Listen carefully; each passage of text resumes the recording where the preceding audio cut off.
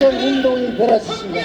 그러면서 대한임시의정회라는 게 만들어졌는데 4월 10일입니다. 4월 10일 날 임시의정에서 뭐를 결정했냐? 그는 대한민국이라는 것을 결정을 했습니다. 그러니까 대한이라는 건 대한제국이고 민국이라는 것은 결국 공화정이라는 소리입니다. 그런데 거기에서 정해진 것은 조선 대한제국의 영토인 한반도와 부석도서라는 그 조항을 들어갔습니다. 지금 우리는요,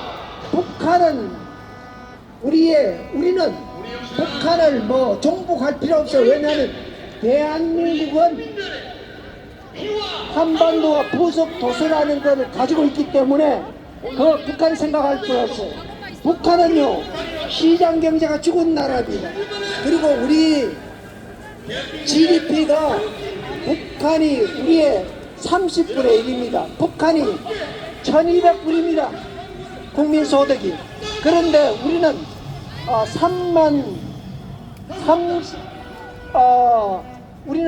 35,500달러입니다. 그러니까 북한하고 상대가 안 돼요. 그런데 이렇게 잘 사는, 왜 잘 사냐? 자유주의 시장 경제는 이렇게 잘 살아요. 잘 사는 이걸 지키지 못하고 우리가 지금 방황을 하고 있습니다. 자, 그런데 이게 다시 우리가 건국절을 맞이하는 게 1948년 7월 10일 날 재헌헌법을 만들었어요. 거기에서 국민저항권이라는 것을 박아넣습니다. 전문에 박아넣었어요. 자, 그런데 우리가 지금 뭐가 흔들리냐는 거는, 우리가 흔들리는 것은 중국이 선거에 개입하는 겁니다. 이승만 대통령이 왜 내무부 장관인 최인기 씨를 사형에 처했냐? 그러면 만약 헌법 전문 그거를 부정하면 헌법 재헌헌법을 만든 그 자체가 종이가 됩니다. 무용지물이 되어버립니다. 그래서 그거 했는데 그 지금 선거 부정을 하면서 그게 지금 흔들리고 있는 거예요. 그런데 그 흔들리는 게 맥이 뭐냐면 AWEB이라는 거. 내가 계속 얘기했습니다. A, Association World Election Body입니다. 세계 선거기관 협의회입니다. 그게 지금 스카이데일리가 그걸 독점을 했어요. 거기에 중국 공산당이 선거를 개입하고 있다는 겁니다. 이 말은 선거를 개혁한다는 것은 우리 헌법 자체를 완전히 부정하는 겁니다. 그러니까 이게 AWEB에 누가 들어가 있냐 그러면 처음에 2001년 할 때는 그게 AWEB이 정식으로 한 게 박근혜 정부 때입니다.